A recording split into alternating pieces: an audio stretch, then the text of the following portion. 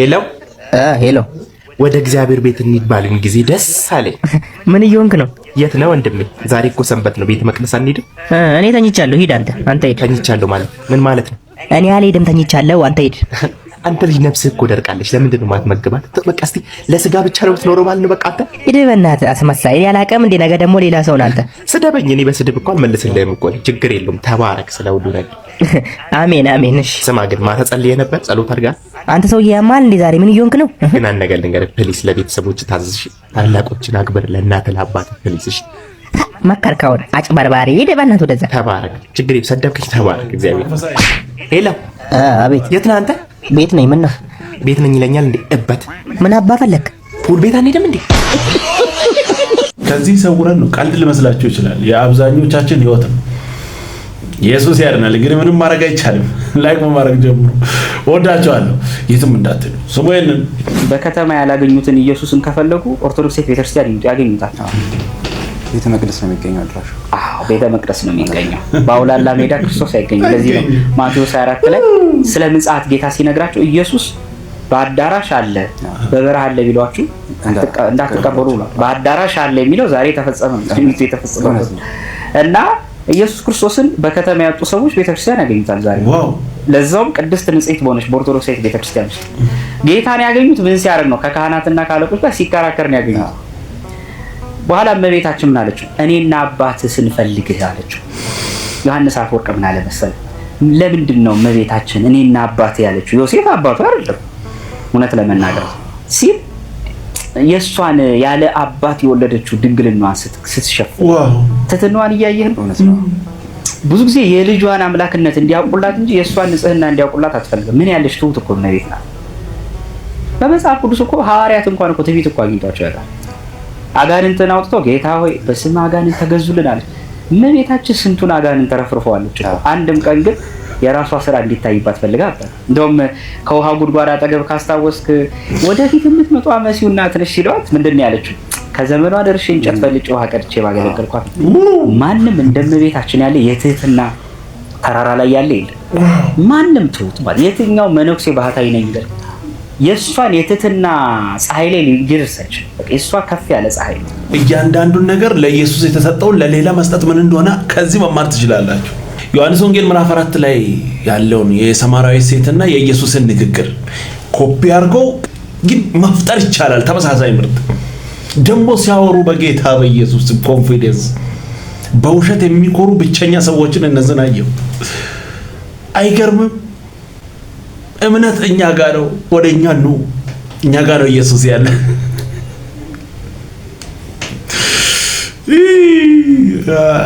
ሂዱ ወንጌልን ስበኩ እኮ የለም። ኑና እኛ ጋር ነው ወንጌል ያለው። ይሄ ሁሉ ድግስ እኮ ያንተን ማምለጥ መዳን እኮ ፈልጎ አይደለም። ከሱ ስለሆነ በሶስተኛ ወገን ወደ እግዚአብሔር እንድትል እነሱ ያዘጋጁትን ያንን የመሰለ ከሽን ያለ የሰው ሐሳብ ሰው ሰራሽ ትምህርትን እየረገጥክ በዛ በኩል እንድታልፍ ግድ ነው። ኢየሱስ ክርስቶስን ተቀበልክ ማለት ይሄንን አትቀበልም ና እኔ ጋር ነው ምናምን የለም። ልብ ቤተ መቅደስ ይሆናል። በቃ ከኢየሱስ ጋር ትቀጥላለህ። አለቀ። እኛ ወደ ቤተ ክርስቲያን የምንሄደው እኮ ከወንድሞች ጋር አንድ ላይ ተሰብስበን ጌታን ለማምለክ እንጂ እዛ ጋር ኢየሱስን አገኝተን ከዛ እዛ አስቀምጠን ተመልሰን ልንመጣ አይደለም። ይሄ ተረት ግን እንደዚህ ነው የሚያወራው። እዚህ ጋር ነው ያለው። ሳምንትም ተመልሳችሁ ነው ይጠብቃል። ከእግዚአብሔር ቃል እኮ አይደለም ከሆነ ግለሰብ እንትን ነው የሚያወራው። ወደ ኢየሱስ ባላችሁበት የትም ሆናችሁ እሱን ተቀብላችሁ ማምለክ ትችላላችሁ። ከሱ ጋር መኖር ትችላላችሁ። እሱ የሌለበት የለም። ሰማይና ምድር የሱ ነው። እኛ ጋር ነው የሆነ ቦክስ ውስጥ አስቀምጠው እዚህ ነው የነካ አረ ወጋው። እንደዚህ አይነት ተረት ሜዳ ላይ ያጣችሁትን እንትን ላይ ያጣችሁት ተረታ ህይወት ነው። ኢየሱስ ምንም ማድረግ አይቻልም። አምልጡ ወደ ኢየሱስ። ስወይንንም ኢየሱሴ የገባው ሰው ኢየሱስን ባይኑ ያየ ሰው ኢየሱስን የተረዳ ሰው ኢየሱስን ባይኑ ያየ ሰው ለሌላ ነገር መኖር አይችልም። ስለሌላ ነገር መኖር አይችልም። ለፈለገው ነገር መኖር አይችልም። ትክክል።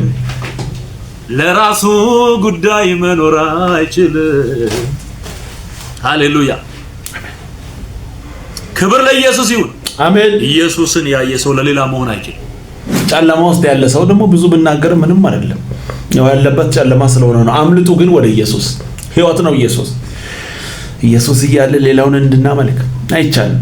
ክብር ለኢየሱስ ይሁን። ስሙ ያንንም ዘፋኝ እኔ አልችልም መኖር ለዚያ ኢየሱስ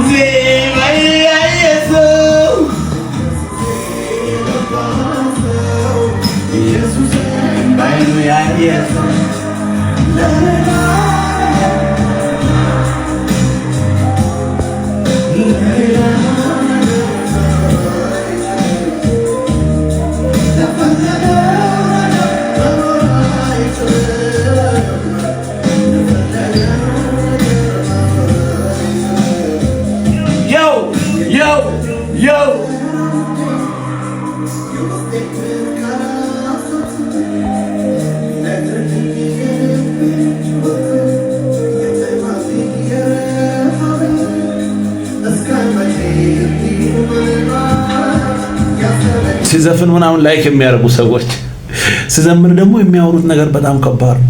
እቺ ዓለም ጨርሶ እኛን አትፈልግም። በቃ በክርስቶስ የሆነ ሰው በጭራሽ አትፈልግም። በጭፈራ ቤት በሆነ ነገር ሲያልፍ በቃ ላይክ እንደዚህ መዝሙር ይዞ ሲመጣ ስድብ መከራ እያየው ነበር። አቤት ስድብ፣ አቤት እንትና። ኢየሱስ ያድናል። እንግዲህ እሱ ወደ ኢየሱስ እንዳይመጣ እነሱ መሃል ላይ ቆሞ ይሆናል ትክ እያደረጉ አንተ ለፍ አንተ ለሁሉም አባት ነው። ይመጣል አንድ ቀን አሁን ያለበትን ያንን ድካም እግዚአብሔር ቆርጦ ሲያነሳ ይመጣል። ሰው በራሱ ብድግ ብሎ ተነስቶ እኮ የሆነ ነገር ማድረግ አይችልም። የእግዚአብሔር እርዳታ ያስፈልጋል። ካለበት ንቅል አድርጎ አምጥቶ ሊያስቀምጥ። ክብር ለኢየሱስ። ክፉ ቃል የምትናገሩ ሰዎች ንስሐ ግቡ፣ ተመለሱ ወደ ኢየሱስ። ሕይወት ነው ኢየሱስ። እንግዲህ ምንም ማድረግ አይቻልም። ክብር ለኢየሱስ ይሁን። ስሙን ነው። በሰማይ ምንድነው የሚሰራው? ጌታ ኢየሱስ አገልግሎቱ በሰማይ ምንድነው? እኛን ማዳን፣ የፍርድ ስራ መስራት፣ በስጋው ደግሞ በንስሐ ለምንመለሰው ይታረቀናል። ያስታርቀናል ሳይሆን ይታረቀናል። ይታረቃል እንጂ አያስታርቅም። ለዘላለም የሚያስታርቀው ሊቀ ካህናት ኢየሱስ ክርስቶስ ነው። አያስታርቅም። ክርስቶስ ይታይልናል። በነገራችን ላይ ዛሬ ለኛ በአስታራቂነት አያስታርቅም። ኦኬ። ስለዚህ አስታራቂ አይደለም። አሁን ለዘላለም የሚያስታርቀው ሊቀ ካህናት ኢየሱስ ክርስቶስ ነው። ዛሬ ያልታረቁ ሰዎች፣ በክርስቲያን ያልሆኑ ሰዎች በማን ይታረቃሉ? በወልደ እግዚአብሔር በኢየሱስ ክርስቶስ። ስለዚህ ኢየሱስ ክርስቶስ ዛሬም አስታራቂ ነው ማለት ነው። ሁሉም ታርቀዋል ብለህ ነው የምታምነው? ያልታረቀ የለም? ማን አለ? ማን ያልታረቀ የለም? አሁን የሚፈርድባቸው በአንዱ በወልደ እግዚአብሔር ባለማመናቸው እንጂ በጥንተ በደላቸው ቀድሞ አላቀረበ። ሙስሊሞችም አይደለም። እነሱ ወደ ድነት ቢመጡ ክርስቶስ ያደረገው ደግሞ መሰቀል ሞት አይጠበቅበትም። ያ የፈጸመው ቤዛነት እዛ ለሚያስበቅላል። እነሱ ማን ነው የሚያስታርቃቸው? ክርስቶስ ነው። ዋው! ስለዚህ ክርስቶስ ዛሬ ማስታረቅ ነው። እሺ፣ የ2000 እትም የመጽሐፍ ቅዱስን ትቀበላለህ? ኦርቶዶክስን? አዎ። ኦኬ። ስለዚህ እንግዲህ መማለድ የሚለውን አስታራቂ ብለው ፈቶታል። ትቀበላለህ? እሱ በተዋራሽ ስለሚጠቀም እርቅ የሚለው ምልጃ ብሎ ምልጃ የሚለው እርቅ ስለሚጠቀም በማንም ፍጡር የማይቀደም እኮ ለዘላለም ሕያው ነውና ያስታርቃቸዋል ነው የሚለው። ለዘላለም ሕያው ነውና ያስታርቃቸዋል። ሕያው ነው። ስለዚህ ያስታርቃል እኮ ያስታርቃቸው አይኔ ሴንስ የአገልግሎቱ ህያውነቱ ነው የሚገልጸው እንጂ አሁን እንደሚያደርገው አይደለም የሚገልጸው። ክርስቶስ ይታይልናል በነገራችን ላይ ዛሬ ለኛ በአስታራቂነት እኮ ቅድም የጠቀስኩት ነው። ሙስሊሞች ዛሬ ሲመጡ ክርስቶስ መሰቀል አይጠበቅበትም። ያ የሰራው የማዳን ስራ ዛሬም ያስታርቃል፣ ያድናል። ዛሬ ማስታረቅ ነው በቃ። ታንክ ባብሎን መሳለውናል። እንደዚህ ነው እንጂ ተጋይሮ ማውራት። ኢየሱስ ግን ህይወት ይሰጣል። የተጻፈውን እንቀበል። ላለመቀበል የምንሄድበት ርቀት በጣም ከባድ። ኢየሱስ ግን ብቻውን ህይወት ይሰጣል። ምንም ማድረግ አይቻልም። እውነታው ግን ይሄ ነው። አማላጅ ኢየሱስ ነው። ሰውየን ዛሬ ከቤተ ክርስቲያን የተዘረፈ ከባድ ነገር ምንድነው ካላችሁኝ፣ ጸሎት ተዘርፏል። ኢቭን መድረክ ላይ ሊያጸልይ የቆመው ሰውዬ ቆሞ ይሰብካል። እኔ አሁን እንደምሰብክ ኤልያስ እኛን አስቆምብሶን እና ኤልያስ ምንድነው የሚለው ይላል። ጸሎት ርዕስ ሰጥቶ ለምን አጸልይ ነው? ጸሎት ርዕሱን እኔ በድሮ ጊዜ እኛ የለመድነው ጸሎት ምንድነው? ርዕሱን ይሰጠናል፣ ሰጥ ብለን እንጸልያለን። ወይ 3 ደቂቃ ወይ 4 ደቂቃ ወይ 5 ደቂቃ 10ም ከሆነ እንጸልያለን። በቃ ጉልበታችንን የናስ ያደርግልናል ጌታ። ተንበርክከን በቃ ጠንክር ያደርግልናል። ደግሞ አዳር ጸሎት እንልና አዳር መዝሙር እናረጋዋለን። ጸሎት ተዘርፏል ወገኖቼ። የሚጸልይ ሰው ያስታውቃል። ከጸለያችሁ በሰው ፊት ትከብዳላችሁ። ስጸልይ ነፍሴ ይነቃቃ፣ ስጸልይ እንባዬም ይደርቃል፣ ስጸልይ ሁሌ በረታለው፣ ስጸልይ ኃይልን አገኛለሁ፣ ስጸልይ ቋጠሮ ይፈታል፣ ስጸልይ መዝጊያው ይከፈታል። አሜን። ስጸልይ ሁሌ እጽናናለው፣ ስጸልይ እረፍት አገኛለሁ፣ ስጸልይ ዲያብሎስ ይወድቃል፣ ስጸልይ ስፍራውን ይለቃል፣ ስጸልይ ድልን አገኛለሁ፣ ስጸልይ ሐሴት አደርጋለሁ፣ ስጸልይ ቃሉን እረዳለሁ፣ ስጸልይ አስተውለዋለሁ፣ አሜን። ስጸልይ እምነት እሞላለሁ፣ ስጸልይ ሁሌ ደስታለሁ፣ አሜን። ደስ የሚል ቆንጆ መልእክት። ኢየሱስ ያድናል። ስንጸልይ ሁሉ ነገር ይሆናል። በጸሎት በኩል መበርታት አለብን። ወደሱ ጠጋ ማለት አለብን። እንዴ በአመት አንዴ እየጸለይንማ እንዴ ሊሆን ይችላል? የመንፈሳዊ ህይወታችን እኮ እየደረቀ ነው። ሌላ ምን አለ? ከደረቅ ነገር ደግሞ ምን ትጠብቃለህ? ጸሎት ያስፈልገናል። ደስ የሚል ቆንጆ መልእክት ነው።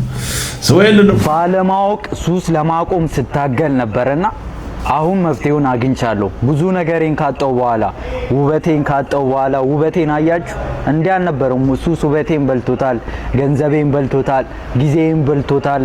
ይሁት ከላይ ያለውን ብቻ ከላይ የሚታየውን ጥፍሬን አያችሁ። ሱስ ነው እንደዚህ ያደረገኝ፣ ጋንጃና አሺሽ እና ሁላችሁም ሱስ ውስጥ ያላችሁና እናንተ ብዙ ነገራችሁ ሉስ ሳታደርጉ ማለት ነው የምታቆሙበትን መፍትሄ ነው የምነግራችሁ። እኔ ተሸውጄ ብዙ መንገድ ሄጃለሁ፣ ብዙ ርቅ ያለውና ብዙ ለፍቻለሁ በራሴ ለማቆም ስታገል ማለት ነው። እና መፍትሄ የሆነኝን እንዳቆም የረዳኝን ነገር ነው ዛሬ የምነግራችሁ። እሱም እግዚአብሔር ነውና አንድ ሸክላ ማለት ነው በሸክላ ሰሪው እጅ ቢበላሽ በሸክላ ሰሪው እጅ ስለሆነ ቢበላሽም እዛው ያስተካክለዋል ማለት ነው። እኔም ወደ እግዚአብሔር ተጠጋው፣ ሱስም እየተጠቀምኩ ቢሆንም ማለት ነው። ወደሱ ከተጠጋው በኋላ ሱስም አደርጋለሁ፣ ግን እግዚአብሔሩ ከዚህ ያወጣኝ ይላል። እንደተበላሸው አውቃለሁና እሱ ስለሰራኝ እሱ ስለፈጠረኝ እሱ ነው የሚያስተካክለኝ። አወኩት መፍትሄውን እና ከዛን ራሱ በራሱ ጊዜ ጠራኝ ወደ ራሱ። ከዛሬ በኋላ ያን የማትፈልጉውን ነገር አታደርግም አለኝ ማለት ነው። ጸሎቴን ሰማኝ ማለት ነው። የሁላችሁንም ይሰማችኋል። ለኛ እግዚአብሔር ኢየሱስ ለኛ ኃጢአተኞች እንጂ የመጣው ለንጹዎች አይደለም። እና እኛ ኃጢአተኛ ነን፣ እኛ ሱሰኞች፣ ማንም አይረዳችሁም፣ ማንም አያግዛችሁ፣ ማንም ከዛ ሱስ አያስወጣችሁማ። እሱ ግን ያስወጣችኋል፣ እሱ ግን ይወዳችኋል፣ እሱ ግን ይረዳችኋል። እና ወደ እግዚአብሔር ወደ ኢየሱስ ክርስቶስ ተጠጉ፣ ጸሎት አድርጉ፣ ይረዳችኋል። ካላችሁበት ነገር እግዚአብሔር ግን ወጥቶ ያወጣችኋል። ይሄ ነው። ባለማወቅ ብዙ ተጉዣለሁ። እኔ እንደሆንኩት አትሁኑ። ይሄ ለ3 አመት ሞልቶታል። አሁን እየጠፋልኝ ነው። አያችሁ ብዙ ነገር ይሄ ከላይ የሚታየው ይሄ ትንሹ ነው። ብዙ ነገሬን አሳጥቶኛል። ለማቆም ሳልፈልግ እያደረኩ እናንተንም እረዳችኋለሁ። ሳትፈልጉ እያደረጋችሁ እንደሆነ መውጣት ከብዷችሁ እያደረጋችሁ እንደሆነ እረዳችኋለሁ። ግን ባለማወቅ ነው ይሄን ሁሉ የሄድኩት። እንደኔ እንዳትሸወዱ ጋይስ። ይሄን ቪዲዮ ይረዳዋል ያግዟል ለምትሉ ሰዎች ሼር አድርጉ፣ ኮፒ ሊንክ አድርጉ። ወዳችኋለሁ ጋይስ። እውነት እኮ ወደሱ መቅረብ ከየትኛውም ነገር ይገላግላል። ደስ የሚል ቆንጆ መልእክት። ምንም ማድረግ አይቻልም። ኢየሱስ ብቻውን ያድናል። ስሙ ያንንም ኢየሱስ ይብራ በኢየሱስ ኢየሱስ ይብራ ጌታ ሆይ አባ ኮብራ ከበር ጅራ ጅራ ኢየሱስ ይብራ በኢየሱስ ይብራ አባ ኮብራ ኢየሱስ ያድናል። ጅራ ጅራ ኢየሱስ ይብራ በኢየሱስ ይብራ ኢየሱስ ይብራ ኢየጋላሲያ አሱ ቤተክርስቲያን ውስጥ ነው። ስርዓት የሚባል ነገር የለም። ምን የለም። ሌላውን ያሰናክላል። ይሄን በክብር ቀርጾ አስቀምጦ እዚህ ዩቲዩብ ላይ ቲክቶክ ላይ ያመጣሉ። ምን እንድንማር እንደው አሁን እንደዚህ አይነት የእግዚአብሔር ቤት ማድረግ ምናምን ቀረ። ከባድ ነው። ኢየሱስ ግን ያድናል። ምንም ማድረግ አይቻልም። ብቻውን ሕይወት ይሰጣል። እንደዚህ የምትሆኑ ሰዎች ተረጋጉ። ክብር ለኢየሱስ ይሁን። ተመለሱ። ሕይወት ነው ኢየሱስ። እንግዲህ ምንም ማድረግ አይቻልም። ቀጣይ በሌላ እንገናኛለን። ሰብስክራይብ፣ ሼር፣ ላይክ ማድረጋችሁን እንዳትረሱ። ወዳችኋለሁ። ተባረኩ።